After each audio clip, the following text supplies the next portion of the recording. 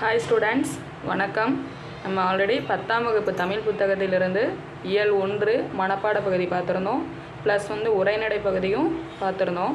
இப்போ 12ஆம் வகுப்பு தமிழ் புத்தகத்திலிருந்து நம்ம மனப்பாட பாடல் பார்க்க போகிறோம். சரிங்களா? இதுலேயும் இயல் 1ல் தன்னேர் இல்லாத தமிழ் அப்படிங்கிற தலைப்பு மனப்பாட பகுதியை நமக்கு கொடுத்துருக்காங்க. இப்போ தன்னேர் இல்லாத தமிழ் அப்படின்னா என்ன மீனிங்? தனக்கு நிகர் இல்லாதது தமிழ், தமிழ் மொழிக்கு ஈடு இணை வேறு எதுவும் இல்லை அப்படிங்கிற ஒரு பொருளில் சொல்கிறாங்க. சரிங்களா?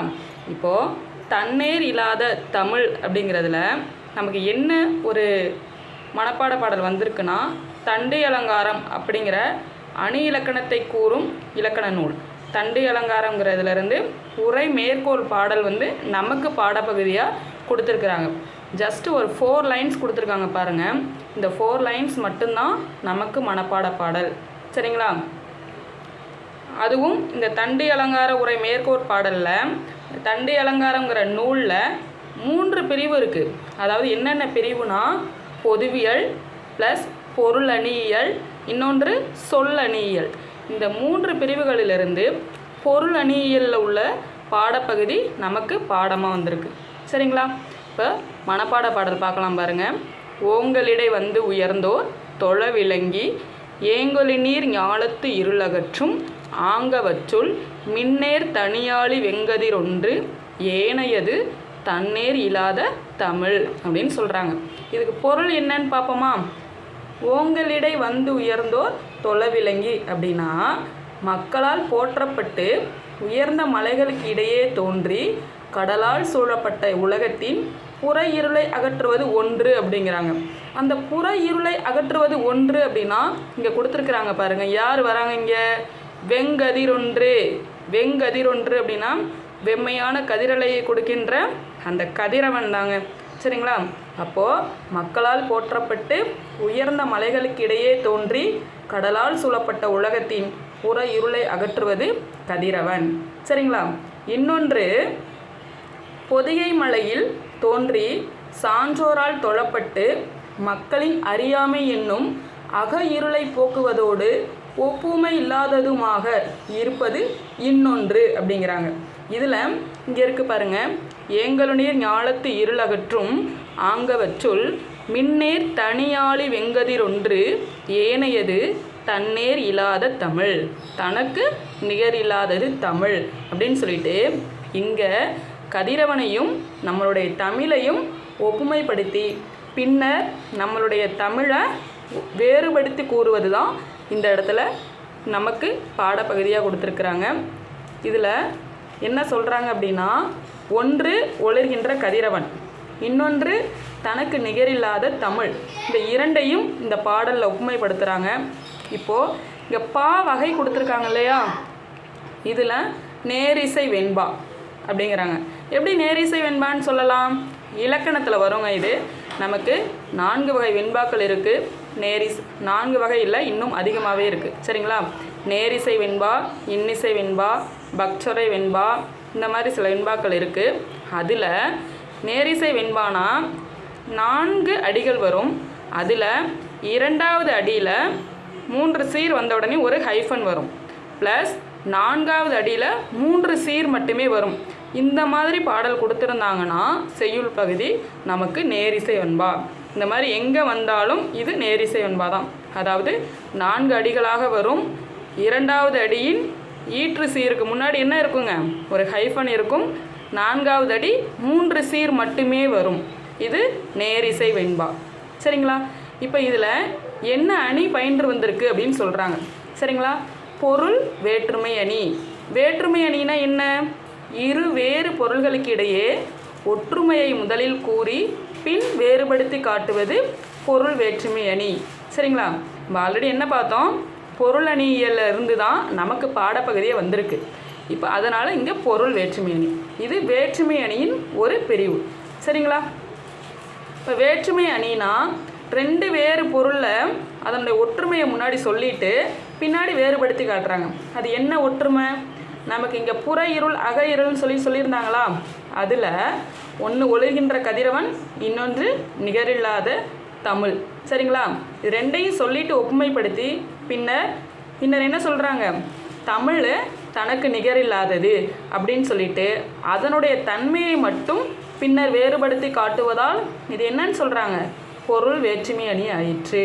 சரிங்களா? இதுதாங்க இந்த அணியோட விளக்கம். இது நமக்கு கொஷின் ஆன்சராக வரலாம்.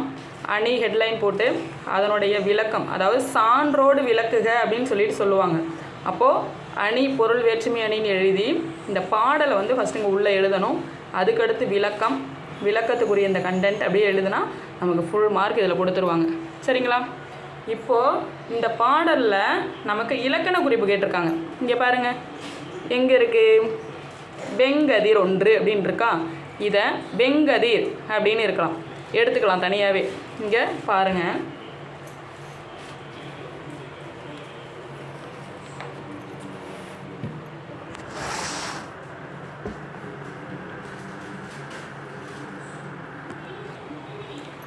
வெங்கதிர் அப்படின்னா அதை பிரித்தோம்னா நம்ம எப்படி பிரிக்கலாம், வெம்மை கூட்டல் கதிர் அப்படின்னு பிரிக்கலாம்.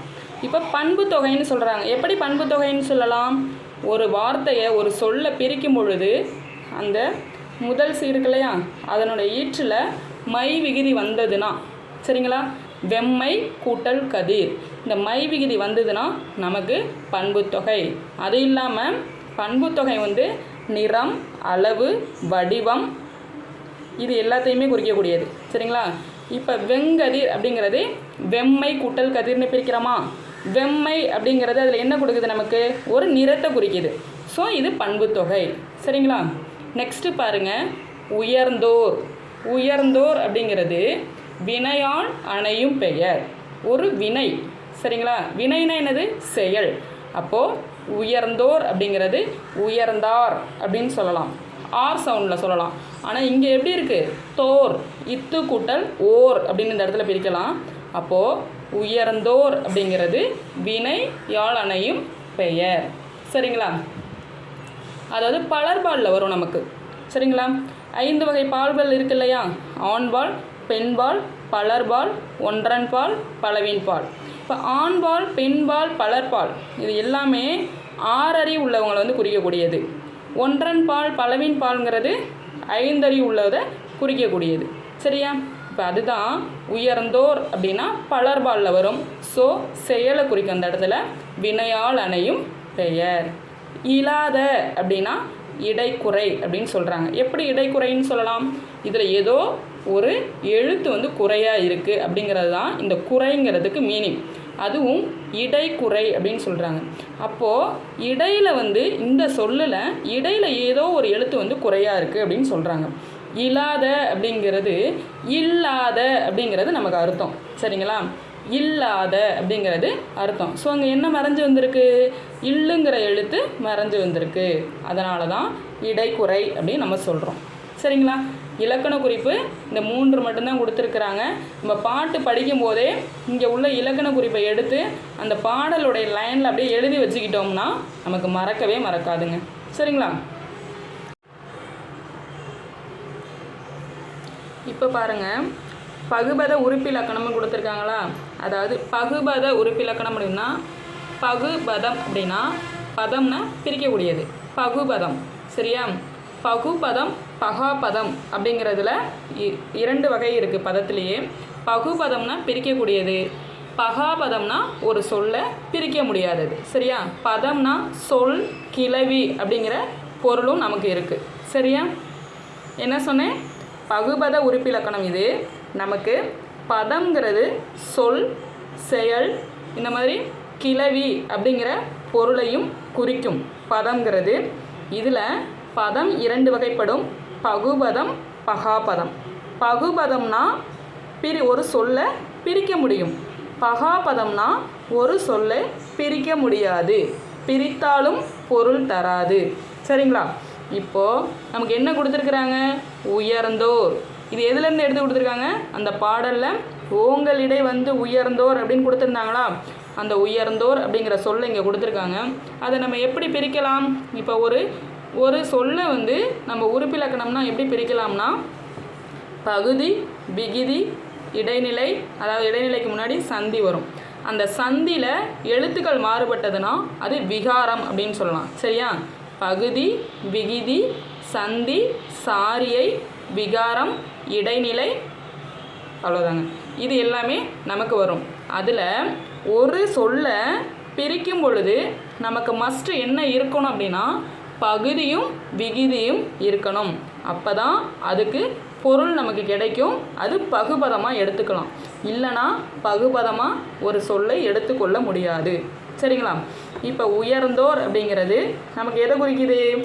ஒரு பலர்பால் இதை குறிக்குது. உயர்ந்தோர் நிறைய பேர்த்த குறிக்குது இல்லையா? அப்போது இப்போ எப்படி பிரிக்கலாம் இதை? உயர் அப்படிங்கிறது பகுதி. இந்த இந்து இருக்கு இல்லையா?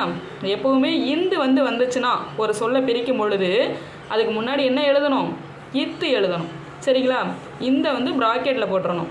இது எந்த இடத்துல வந்தாலும். அப்போது இந்த இத்து இந்தானது விகாரம். இத்து சந்தி, இந்த இத்து இந்தானது விகாரம். இப்போ தோர் அப்படிங்க இருக்கு இல்லையா? இந்த தோர் அப்படிங்கிறது தோங்கிறது என்ன எழுத்து? உயிர்மெய் எழுத்து. ஒரு மெய்யெழுத்தும் ஒரு உயிரெழுத்தும் இணைந்து உருவாகப்பட்ட எழுத்து தான் உயிர்மெய் எழுத்து. அப்போது இந்த உயிர்மெய் எழுத்தை நம்ம எப்படி பிரிக்கலாம்? இத்து கூட்டல் ஓர் அப்படின்னு பிரிக்கலாமா? அப்போ இந்த இத்தானது இறந்த கால இடைநிலை. நீங்கள் இறந்த கால இடைநிலை இந்த இடத்துல எப்படி எழுதுவான்? ஒரு வேர்டை நம்ம படித்து பார்க்கும்போதே நமக்கு புரியும். சரியா?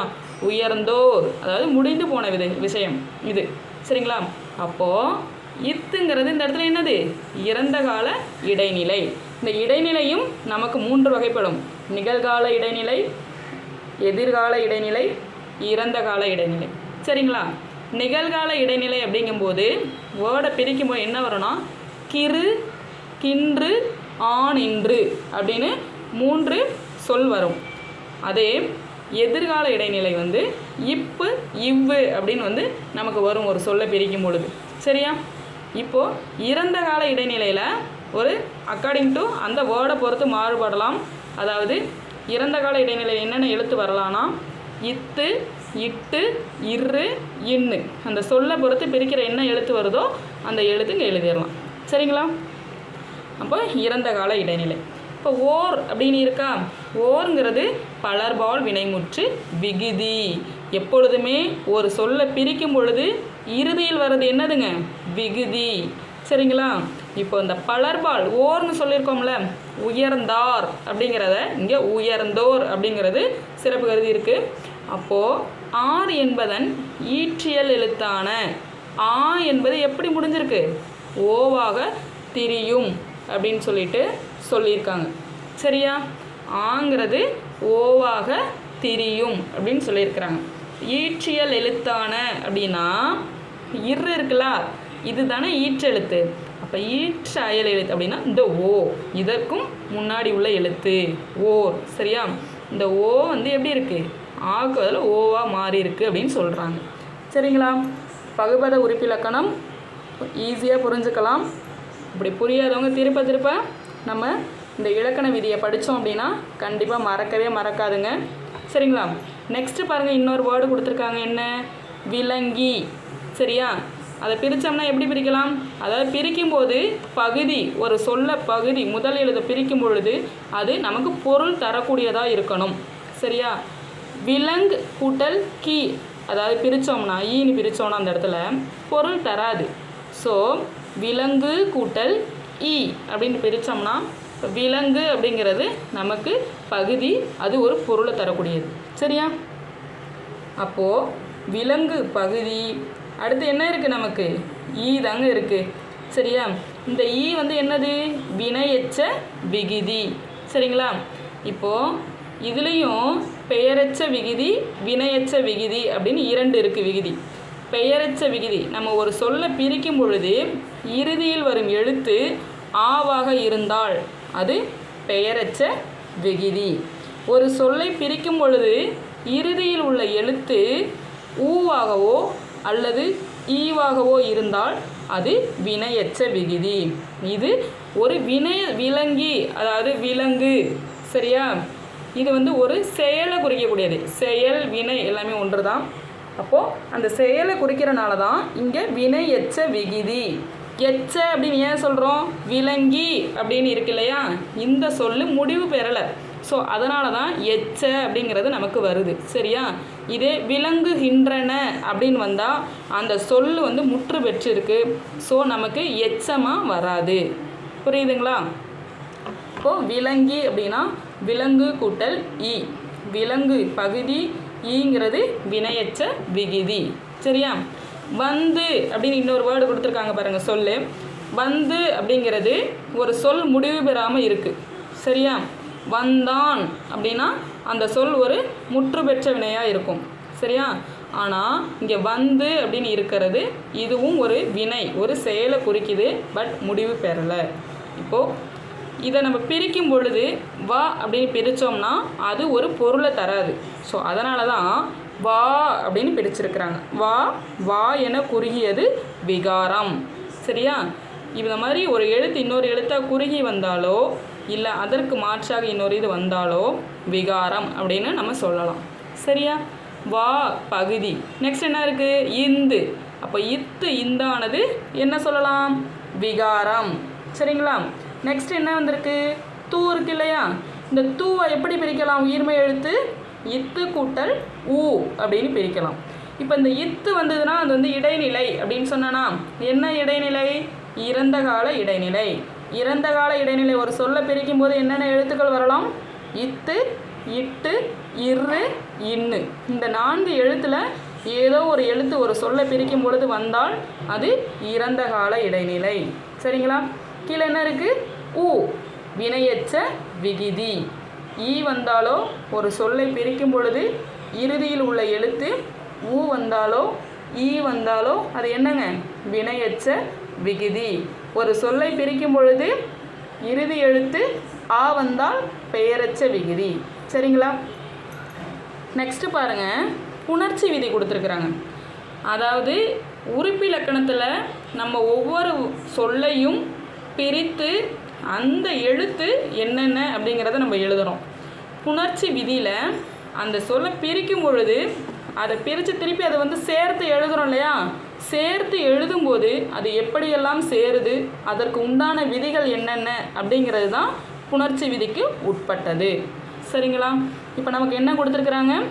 ஆங்கவற்றொல். என்ன சொல்கிறாங்க? ஆங்கவற்றொல். பாடலில் 2வது அடியில் 4வது சீராக இருக்குது, ஒரு ஹைஃபன் கடுத்து. சரிங்களா? ஆங்கவற்றொல்.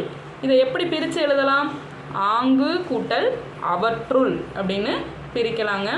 இப்போ இதில் நம்ம இங்கே கூ இருக்கு இல்லையா, இந்த பிரிக்கும் பொழுது முதல் சீரில் அந்த கூ இருக்குல்ல, அந்த கூவை எப்படி பிரிக்கலாம்?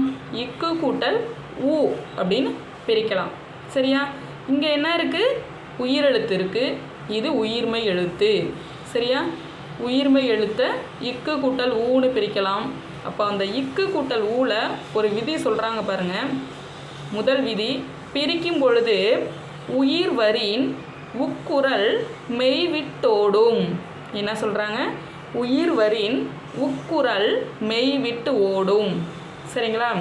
அதாவது இங்கே உயிர் வரின்னு சொல்கிறாங்களா, அப்போ உயிர் வரின்னா உயிர்னா உயிரெழுத்த சொல்கிறாங்க ஆ. இந்த உயிர் இங்கே சேர்றதுக்கு வரின் இங்கே உள்ள உக்குரல் இந்த ஊ ஆனது இந்த மெய்யை விட்டுட்டு ஓடிடும் அப்படின்னு சொல்கிறாங்க. புரியுதுங்களா? உயிர் வரின் அப்படின்னா பிரிக்கும் பொழுது இந்த உயிரெழுத்து ஆ இருக்கு இல்லையா, இந்த ஆ உயிரெழுத்து வரின் இந்த மெய்யெழுத்தை பிரிக்கப்பட்ட எழுத்தானது இந்த உக்குரல் ஊ இந்த இக்கு மெய்யை விட்டுட்டு ஓடிடும் அப்படின்னு சொல்கிறாங்க. அப்போ இந்த ஊவானது இந்த மெய்யெழுத்தை விட்டுட்டு ஓடிடுச்சுங்க. மீதி நமக்கு பேலன்ஸ் என்னதான் இருக்கும்? இங்கே இக்கு இருக்கும், இங்கே ஆ இருக்கும். சரியா? அப்போது ஆ இங் இக்கு கூட்டல் அவற்றுள். இப்போ நம்ம இதை சேர்க்கணும் இல்லையா, ஆங்கவற்றுள்னு நம்ம சேர்த்து எழுதணும். அப்போது இங்கே பாருங்கள், ஆங் இந்த இக்கு கூட்டல் ஆ வந்து சேர்ந்ததுன்னா என்ன வரும்? கா வருமா? கா. அப்போ ஆங்க வற்றுள். அப்போ இது சேரும்போது நமக்கு ஒரு விதி பயன்படுதுங்க அந்த இடத்துல. அது என்ன விதி? மெய்யெழுத்தானது உடல், உயிரெழுத்தானது உயிர் அப்படிங்கிறது ஒரு அடிப்படை பண்பு. என்னது? மெய்யெழுத்தானது உடல், உயிரெழுத்தானது உயிர். அப்போது இந்த உடல் மேலே இந்த உயிரானது சேர்ந்தால் மட்டும்தான் நமக்கு உயிர்மெய் எழுத்து கிடைக்கும். சரியா? அதாவது உடல் மேலே உயிரை சேர்ந்தாதான் நமக்கு உயிர்மெய் கிடைக்கும் அப்படின்னு சொல்கிறாங்க ஒரு பண்பு. அதே இதுதாங்க இங்கே. அப்போது உடல் மேல் இந்த இக்கு மேலே இந்த உயிர் ஆவானது ஒன்றுவது இயல்பு தான். அப்போது இயல்பாக ஒன்றி வந்தால் நமக்கு என்னவா மாறும்? உயிர்மெய் எழுத்து காவா மாறும் அப்படின்னு சொல்கிறாங்க. ஆங்க வச்சொல். சரியா? நெக்ஸ்ட் என்ன கொடுக்குறாங்க? தனியாளி. தனியாளி அப்படிங்கிற ஒரு வேர்டு கொடுத்துருக்குறாங்க. இது பாடலில் 3வது அடியில் 2வது சீராக வந்திருக்கு. சரிங்களா? தனியாளி, தனி கூட்டல் ஆழி, தனியாளி தனி கூட்டல் ஆழி அப்படின்னு வந்திருக்கு. சரிங்களா? இப்போ இதை எப்படி எழுதலாம்? நம்ம இந்த பிரித்து எழுதி தான் அதுக்கப்புறம் இதை நம்ம எப்படி சேர்த்து எழுதுகிறோன்னு விதியை பயன்படுத்தி நம்ம காண்பிக்கணும். சரிங்களா? இப்போ தனி கூட்டல் ஆழி அப்படின்னா பிரிக்கும் பொழுது இங்கே ஆ வந்துருச்சு. சரிங்களா? அப்போது இங்கே இருக்கு இல்லையா உயிர்மெய் எழுத்து, இதை எப்படி பிரிக்கலாம்? நீ அப்படிங்கிறத இன்னு கூட்டல் ஈ அப்படின்னு பிரிக்கலாமா?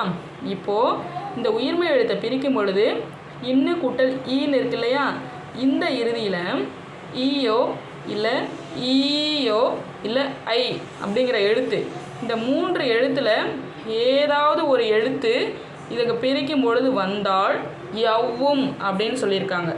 யவ்வும் அப்படின்னா யாங்கிற எழுத்து, அதாவது மெய்யெழுத்து ஈ வரலாம். சரியா?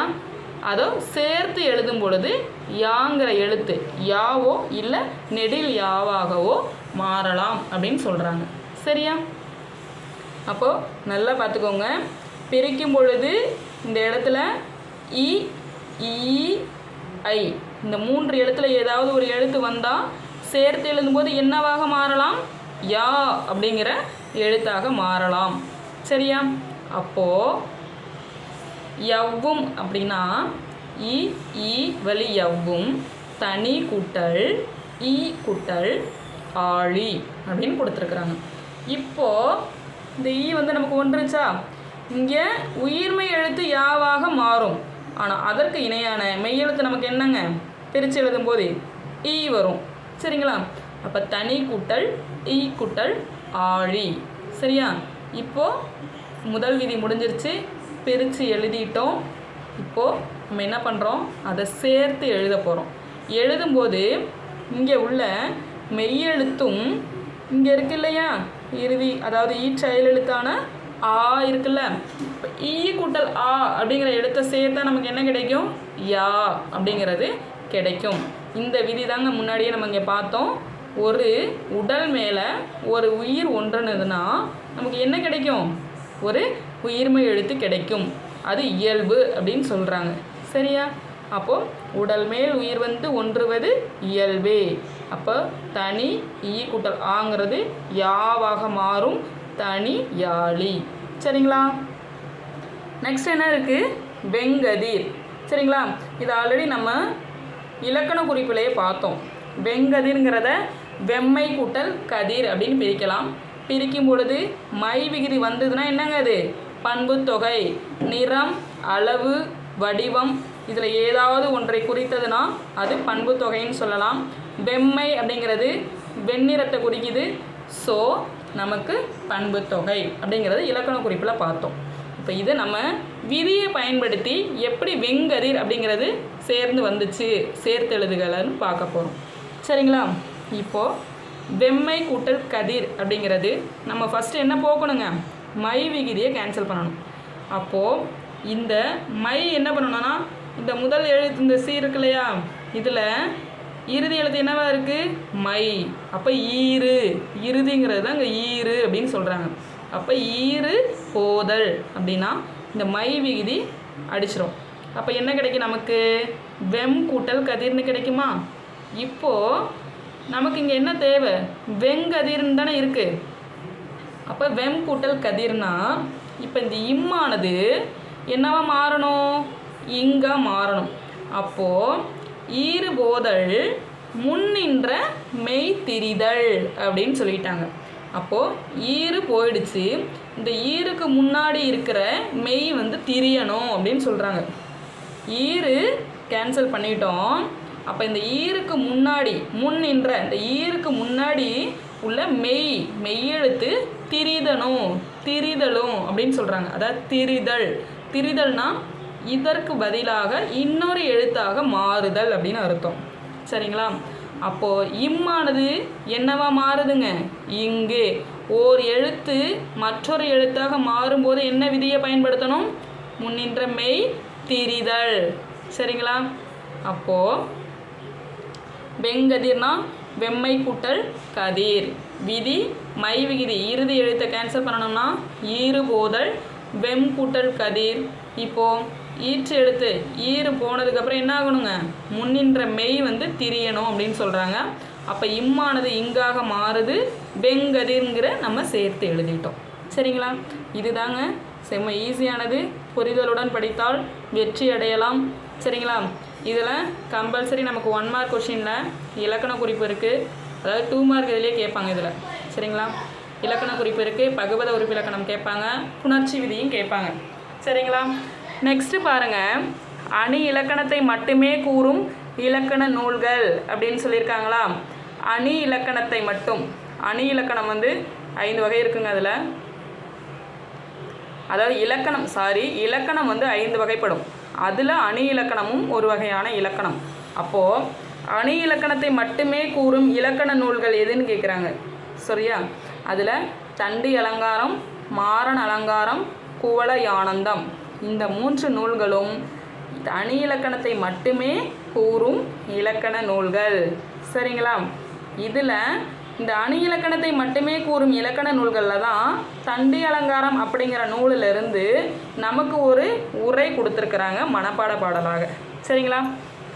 இப்போது அணி இலக்கணத்தையும் கூறும் இலக்கண நூல்கள் இது ரெண்டுக்கு வேறுபாடு பாருங்கள். அணி இலக்கணத்தை மட்டுமே கூறும் இலக்கண நூல்கள், அணி இலக்கணத்தையும் கூறும் இலக்கண நூல்கள் என்னது? தொல்காப்பியம், வீர சோழியம், இலக்கண விளக்கம், தொன்னூல் விளக்கம், முத்து வீரியம் அப்படின்ட்டு சில நூல்கள் கொடுத்துருக்குறாங்க.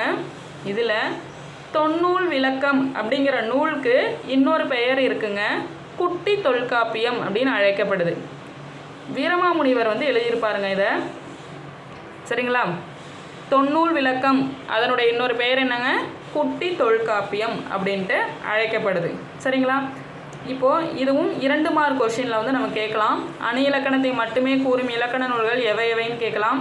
அணி இலக்கணத்தையும் கூறும் இலக்கண நூல்கள் எவை எவைன்னு கேட்கலாம். இல்லை 1 வேர்டில் இந்த ஹெட்லைனை கொடுத்து கேட்டுட்டு இது ரெண்டு கண்டென்ட்டையும் மிக்ஸ் பண்ணி கொடுத்துட்டு எது கரெக்டு அப்படிங்கிறதையும் கேட்கலாம். சரிங்களா? இப்போது நமக்கு இந்த பாடலில் உள்ளது எங்கேருந்து நமக்கு கிடைச்சதுன்னு சொல்லிட்டு கீழே கொடுத்துருக்குறாங்க பாருங்கள். தண்டி அலங்காரம் அணி இலக்கணத்தை கூறும் சிறப்பான நூல்களில் ஒன்று. இதுதான் நமக்கு பாடப்பகுதியாக கொடுத்துருக்குறாங்க. அதில் ஆல்ரெடியே உங்களுக்கு சொல்லியிருப்பேன், தண்டி அலங்காரம் 3 பிரிவுகளாக எழுதியிருப்பாங்க இலக்கணம். அதில் வந்து பொருள் அணியியல் அப்படிங்கிற பகுதியிலிருந்து தான் நமக்கு பாடப்பகுதியாக இடம்பெற்றிருக்கு. சரிங்களா? தண்டி அலங்காரம் 3 பிரிவு பாருங்கள். பொதுவியல், பொருள் அணியியல், சொல் அணியியல். இதில் பொருள் அணியியல்லிருந்து நமக்கு பாடப்பகுதியாக வந்திருக்கு. சரிங்களா? இப்போ இந்த தண்டி அலங்காரம் அப்படிங்கிற நூல் இலக்கண நூல் இருக்கு இல்லைங்களா? இதை யார் எழுதியிருப்பார்? தண்டிங்கிற ஒரு ஆசிரியர் தாங்க எழுதியிருக்கிறாரு. அவர் எங்கேருந்து இந்த நூலை எடுத்து எழுதினாருன்னா காவிய தர்சம். பேர் பார்த்துக்கோங்க, 1 மார்க்கில் கேட்குறதுக்கான வாய்ப்புகள் அதிகம். நீங்கள் 1 மார்க்கில் மிஸ் பண்ணாலும் சென்டம் எடுக்கணும்னு ஆம்பிஷன் வச்சுருக்கவங்க மிஸ் பண்ணிடுவீங்க. காவிய தர்சம் என்னும் வடமொழி இலக்கண நூலை தழுவி எழுதப்பட்ட நூல் எதுனா இந்த தண்டி அலங்காரம். ஆசிரியர் தண்டிங்கிறவர் தான் இதை எழுதியிருப்பார். இது ஒரு வடமொழி இலக்கண நூல். நல்லா பார்த்துக்கோங்க, வடமொழி இலக்கண நூல். சரிங்களா? இந்த தண்டி ஆசிரியர் இருக்கார் இல்லைங்களா, இவருடைய காலம் பொது நூற்றாண்டு, அதாவது என்ன அப்படின்னா 12ஆம் நூற்றாண்டை சார்ந்தவர். சரிங்களா? 12ஆம் நூற்றாண்டை சார்ந்தவர். இந்நூல் 3 பிரிவாக இருக்குன்னு சொல்லியாச்சு ஏற்கனவே. இதில் இலக்கண நூலார் இவர் உரையாசிரியர்கள் ஆகியோர் பலரால் எடுத்தாளப்பட்ட பெருமை பெற்றது. இந்த தண்டி என்பவர் எழுதிய தண்டி அலங்காரத்திலிருந்து தான் மேற்கோள் காட்டுறதுக்காக சில வரிகளை வந்து நிறைய உரையாசிரியர்கள் வந்து எடுத்து பயன்படுத்தியிருக்கிறாங்க அப்படின்னு வந்து சொல்கிறாங்கங்க. சரிங்களா? இந்த பாடல் மிகவும் எளிமையானது, புரிதலுடன் படிங்க. ஈஸியாக பாடல் கேட்டாங்கன்னா மனப்பாட பகுதியாக வந்ததுன்னா கண்டிப்பாக மார்க் வாங்கிடலாம். நன்றி, வணக்கம்.